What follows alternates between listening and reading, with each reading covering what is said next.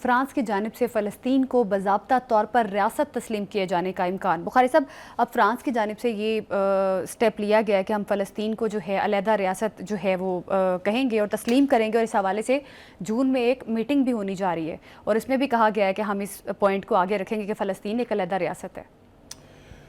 دیکھیں، پہلی بات تو یہ میرے خیال سے ہمیں کوشش کرنی چاہیے کہ ہم یورپ کا، امریکہ اور خاص طور سے یورپ کا جو منافقانہ رویہ ہے اس کی تھوڑی سی تفصیل جو ہے وہ اپنے ناظرین کے ساتھ شیئر کریں ہم. جی دیکھیے، فرانس کے صدر کو یہ بیان کیوں دینا پڑا؟ اس کی بنیادی وجہ یہ ہے کہ 60 لاکھ مسلمان بستے ہیں فرانس میں. جی تو میرے نزدیک اس بیان کی بنیادی حیثیت یہ ہے کہ وہاں کی لوکل پاپولیشن جو ہے، جو اتنے مسلمان اتنی بڑی تعداد میں وہاں رہتے ہیں، ان کے جذبات کو ٹھنڈا کرنے کے لیے یہ ان کے لیے ایک لقمہ ہے.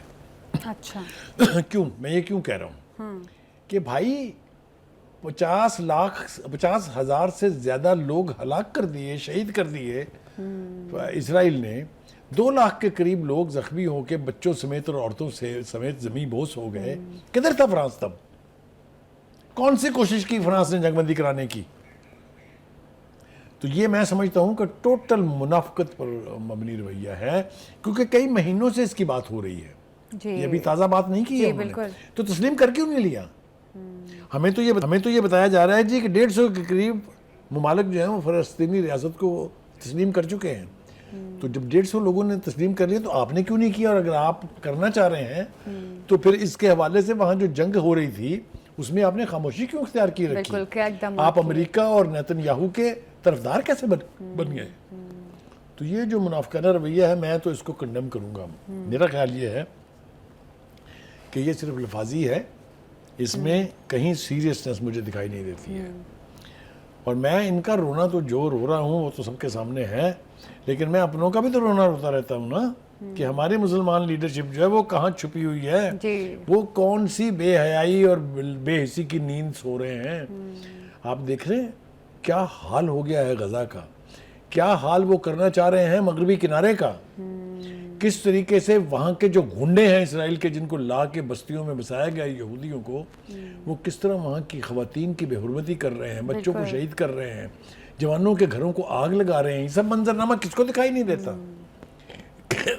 کسی یورپ کے لیڈر نے کیا تذکرہ کبھی اس کا؟ کہا کہ اسرائیل جو ہے وہ بے غیرتی کر رہا ہے، اسرائیل جو ہے وہ انسانی مجرم ہے. لیکن اس کے برعکس میں آپ کو بتاتا ہوں عمل کیا ہے ان کا.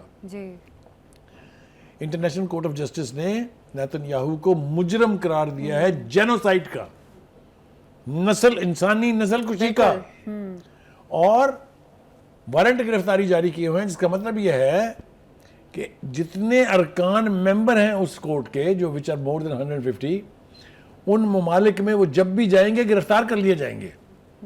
لیکن ہوا کیا ہے؟ ہنگری جس اتنا سا ملک ہے، اتنی سی ٹکے کی اوقات ہے اس کے صدر نے نیتن یاہو کو دورہ کرنے کی دعوت دی اور ان کا باقاعدہ استقبال کیا ارائیول کے اوپر.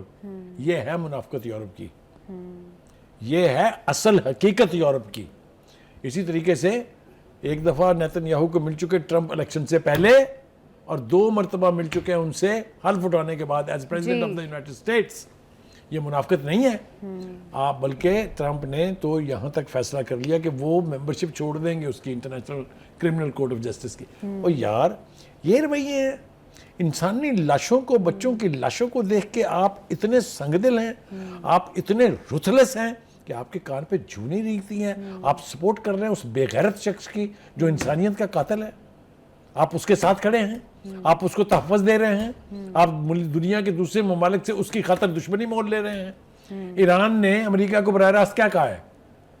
کچھ بھی نہیں کہا. اس نے تو صرف ان قوتوں کا ساتھ دیا ہے جو فلسطینیوں کے رائٹ کے لیے لڑ رہی تھی. یہی جرم ہے نا؟ بالکل ایسے ہے. تو کہنے کا مطلب یہ ہے کہ آپ اسرائیل کو پروٹیکشن فراہم کرنے کی وجہ سے ایران پر چڑھ دوڑے. آپ دے رہے ہیں صبح سے شام تک دھمکیاں اس کو. وہ تو خیر ہو، اللہ کرے کہ وہ قائم رہیں اس کے اوپر. ان کا ہم نے آپ سے براہ راست بات نہیں کرنی، کر لو جو کرنا ہے. دھمکی دی گئی کہ جی پھر ہم وہ اپنے جو ہمارا آ رہا ہے فارم منسٹر سے بات کرنے کے لیے، ہم اس کا دورہ کینسل کر دیں گے. ان کا جی آپ کر دیں، ہم آپ سے براہ راست نہیں بیٹھ کے بات کریں گے. اب دیکھتے ہیں کیا ہوتا لیکن ہے. ٹرمپ جب دھمکیاں دیتا ہے تو کرتا تو وہی ہے جو وہ کہتا ہے. اگر ہم دیکھیے غزہ اب کی یہ بات کریں دار و تو غزہ مدار کے ساتھ سارا بھی اس انہوں بات نے پر یہی ہے. کچھ کیا ہے کہ وہ ریئل اسٹیٹ کا پروجیکٹ سمجھتے تھے غزہ پر دیکھیے قبضہ کرنا.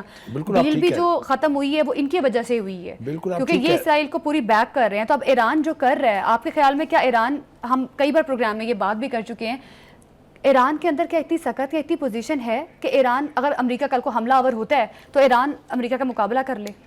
میں نے کئی مرتبہ وہ بیان جو ہے احمدی نژاد کا دہرا چکا ہوں اپنے پروگراموں میں. جی دیکھیے وہ جنگ آمد تنگ آمد بجنگ آمد. اگر آپ ایران کا ناطقہ بند کرنا چاہیں گے تو ایران اپنی سروائیول کی لڑائی لڑے گا. میں بار بار کہہ چکا ہوں کہ Iran is not an easy پرے. ان کے جو 7 ٹیئرز آف سیکورٹی ہیں ان کو پینیٹریٹ کرنا اگر ممکن ہوتا تو اب تک امریکہ اینٹ سے اینٹ بجا چکا ہوتا ایران کی. اور اب تو ایران کو اتنا سپیس مل گیا ہے کہ اس نے اپنے ڈیفنسز کو بہتر کیا ہے, اپنا میزائل سسٹم بنایا ہے, اور بقول وہاں کے لیڈرشپ کے اگر آپ نے ہمیں تنگ کیا, اگر آپ نے ہماری نہ مانی تو پھر ہم نیوکلیر آپشنز پر جائیں گے. یہ علی لاریجانی نے بھی کہا ہے, یہ خامنائی نے بھی کہا ہے, یہ پریزیڈنٹ پشکیان نے بھی کہا ہے. نقصان تو دونوں سائڈ پہ ہوگا. تو کہنے کا مطلب یہ ہے کہ یہ نہیں ہے کہ ٹرمپ کی دھمکیوں سے ایران سمٹ کے بیٹھ جائے گا اور کہے گا آؤ مجھے مار لو. ایسا نہیں ہوگا, ایسا نہیں ہونا چاہیے. بخاری صاحب ٹرمپ کا وہ بیانیہ کہاں سٹینڈ کرتا ہے؟ ٹرمپ صاحب جو کہتا رہے کہ ہم آئیں گے تو ہم جنگ بندیاں کروائیں گے, یوکرین رشیا وار کی جنگ بندی, پھر ادھر غزہ کے حوالے سے انہوں نے کہا کہ میں جنگ بندی کرواؤں گا. اب ایران کے ساتھ مجھے تو لگ رہا ہے جب سے وہ آئے وہ جنگیں ہی چھیڑ رہے ہیں, جنگ بندی تو کم ہی ہوئی ہے. کون سی بات پر وہ پیچھے نہیں گئے ہیں؟ آپ کو میں اگر ان کے سارے بیانات بتاؤں اور ان کے جتنے ایگزیکٹو آرڈرز تھے کس کس پر وہ واپس نہیں گئے ہیں. بہت سارے ایگزیکٹو کیا وہ اس کو سیاحتی مرکز نہیں بنا رہے تھے غزہ کو؟ کیا انہوں نے بعد میں نہیں کہا کہ نہیں میں نے تو ایسا کہا ہی نہیں تھا؟ تو کہنے کا مطلب یہ ہے کہ دھمکیاں دینے کے باوجود اگر آپ ایکٹ نہیں کرتے ہیں ان کے اوپر تو یہ آپ کی کمزوری ہے, طاقت نہیں ہے.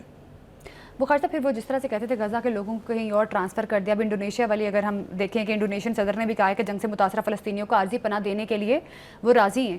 تو وہ ٹرمپ کی یہ ٹرمپ والی بات ہوئی, ٹرمپ تو یہی چاہتے ہیں. وہ بات کر رہے ہیں ان 1000 آدمیوں کی جو زخمی ہیں. ہم بھی تو لے کے آئے تھے نا, ہم بھی زخمی بچوں, عورتوں اور لوگوں کو لے کے آئے ہیں وہاں سے. یہاں ہمارے ہسپتالوں میں ان کے علاج ہو رہے ہیں. ہم نے وہاں کے جو اسٹوڈنٹس تھے جن کی پڑھائیاں متاثر ہوئی ہیں ان کو داخلے دیے ہیں یہاں پر, میڈیکل پروفیشن میں پڑھ رہے ہیں لوگ. تو یہ تو ایک ہیلدی ایکٹیویٹی ہے نا. لیکن وہ جو ہے کہ فلسطینیوں کو نکال دو یہاں سے اور دھکا دے دو دوسرے ملکوں میں, یہ وہ نہیں ہے. تو کہنے کا مطلب یہ ہے کہ یہ خواہشات, کہتے ہیں نا کہ ہزاروں خواہشیں ایسی کہ ہر خواہش پہ دم نکلے. یہ اگر اسرائیل کی لیڈرشپ کی خواہش کا جہاں تک تعلق ہے وہ تو they don't want to see any Palestinian on the face of this earth. But should that be? بخاری صاحب کیا ٹرمپ کو اس چیز کا ادراک ہے کہ یہ مذاکرات ایران اور امریکہ کے درمیان ہونے جا رہے ہیں, ان مذاکرات کا کوئی نتیجہ نہیں نکلے گا؟ جس طرح سے ٹرمپ نے بھی یہ بات بھی کی ہے کہ ایران کے ساتھ جوہری مذاکرات آگے نہ بڑھے تو فوجی کارروائی اسرائیلی قیادت میں ہوگی. اس کا مطلب ہے کہ ٹرمپ نے پورا منصوبہ بنا لیے. ٹرمپ کے حوالے سے اس بارے میں کوئی شبہ نہیں ہونا چاہیے کہ وہ آنکھیں بند کر کے نیتنیاہو اور اسرائیل کے ساتھ کھڑا ہے. اس میں تو کوئی شک اس میں ہمیں نہ کوئی شبہ ہونا چاہیے نہ کوئی شبہ ہے. لیکن ڈز دیٹ مین کہ وہ جس کو چاہیں گے صفائے ہستی سے مٹا دیں گے؟ یہ دھمکیاں ہمیں بھی مل چکی ہیں کہ اب ایران کی باری ہے, اس کے بعد پاکستان کی باری ہے. ہمیں بھی کہا گیا تھا کہ نیوکلیر پروگرام بند کر دیں ورنہ ہم آپ کو سٹون ایج میں بھیج دیں گے. ہماری لیڈرشپ نے مانی, وہ بنانا نیوکلیر پروگرام, بنانا ایٹم بم. کیا ہوا؟ We are surviving. سو جو لوگ جو ہیں وہ ایک قوم ہوں اور فیصلہ کر لیں کہ ہم نے یہ کرنا ہے تو دنیا کی کوئی طاقت جو ہے ان کو اس سے روک نہیں سکتی. میرے خیال سے کیدڑ بھپکیاں دیتے رہیں گے ٹرمپ صاحب. الٹیمیٹ فیصلہ یہ کرنا ہوگا انہیں کہ اتنے 1000 میل دور بیٹھ کے کیا وہ ایران کے ساتھ ایک نئی جنگ چھیڑنے جا رہے ہیں اور کیا اس کے نتیجے میں اسرائیل کو کوئی ذوف نہیں پہنچے گا. میرے خیال سے یہ ایک دیوانے کا خواب تو ہو سکتا ہے, حقیقت کا اس سے کوئی تعلق نہیں ہے. اگر ایران کے خلاف انہوں نے اس طرح کی جنگ جاری کی شروع کی تو انجام دونوں کے لیے ہی خوفناک ہو سکتا ہے. بخاری صاحب لیکن جس طرح سے ٹرمپ نے اس کو کنڈیشنلائز کر دیا ہے کہ ڈائریکٹ یا انڈائریکٹ ٹاکس, بالواسطہ یا بلا واسطہ مذاکرات. اب مذاکرہ شروع ہونے سے پہلے تو انہیں یہ ڈیسائیڈ کرنا پڑے گا کہ مذاکرات ڈائریکٹ یا انڈائریکٹ ہو بھی سکتے ہیں یا نہیں ہو سکتے. ایران کی لیڈرشپ نے کیٹیگوریکلی یہ بیان کر دیا ہے کہ آپ سے بالواسطہ ہوں گے, بلا واسطہ نہیں. بالکل بالکل. اب ہفتے میں کتنی دیر رہ گئی ہے جناب؟